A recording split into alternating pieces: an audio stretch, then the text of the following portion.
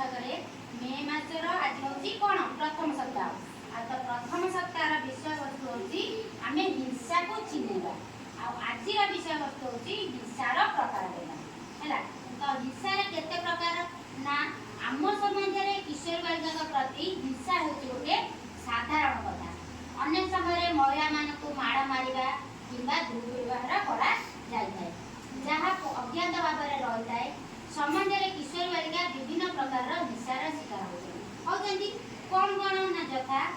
असमानता एवं लिंगगत भेदभाव होनी पुआ झील मध्य पार्थक्य सी भी गोटा हूँ हिंसा पारिवारिक हिंसा परिवार जो मैंने गड़गड़ा हो आगे ये करापर यौन निर्यातना सी भी एक प्रकार हिंसा किशोरी चालाण सी भी एक प्रकार हिंसा शिशु श्रमिक सी भी गोटे प्रकार हिंसा आउ दुर्व्यवहार है कौन है ना असमानता एवं लिंगगत भेदभाव पारिवारिक हिंसा यौन निर्यातना किशोरी चालाण शिशु श्रमिक दुर्व्यवहार ये हूँ हिंसार प्रकार भेद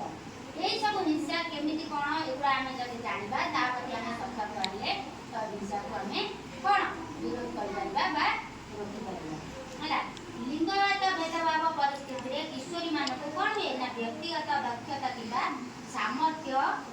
आधार में व्यवहार प्रदर्शन करा न जाई से माने कन्या हो भिन्न भाव व्यवहार कराए नुहे पुओ को जी कम घर कम करने को हुए झील को कुआ हुए यहाँ ओला यहाँ तुम परिवा काट कि मसला बाट एगुड़ा पुओ मान को कुआ जाए तो से सब झील जी पाठ पढ़े चलो सी पुओ कितु तार पुओ को पाठ पढ़ो नहीं से अच्छी घर जो घर घर सब अच्छी परिवार प्रायतः किशोरी मानक से उच्च शिक्षा जारी रखा अनुमति दि जाए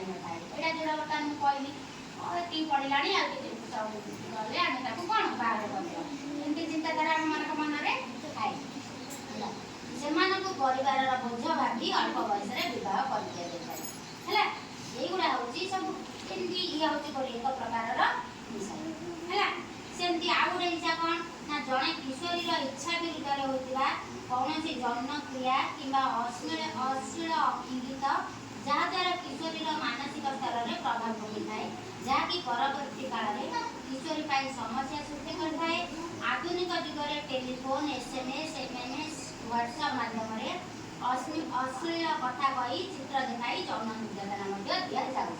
ये भी गोटे प्रकार हिंसा है अधिकांश समय किशोरी मैंने निज परिवार भरण पोषण किसी दुर्बृत्त मान विश्वास कर ठकामीर शिकार होती विभिन्न हिंसात्मक कार्य वेश्यावृत्ति और दयागिनी यौन कार्यकलाप नियोजित कर ये भी गोटे प्रकार हिंसा आउ कौन ना समाज में विभिन्न स्थान कि अनुष्ठान किशोरी मानक यौन दुर्व्यवहार किशोरी मानक अश्लील चित्र व्यवहार करने अश्लील इंगित देखा द्वारा किशोरी मानकर व्यक्तिगत जीवन को शारीरिक और मानसिक भाव में विचलित कर ये भी गोटे प्रकार हिंसा आउ गोटे कौन ना शिशु श्रमिक होची आंशिक कि पूर्ण समय भितर किशोर किशोरी मानक कार्यकलाप नियोजित करा किशोरी मानक से बाल्यवस्था वंचित करने सहित से शारीरिक और मानसिक विकास क्षति एगुड़ा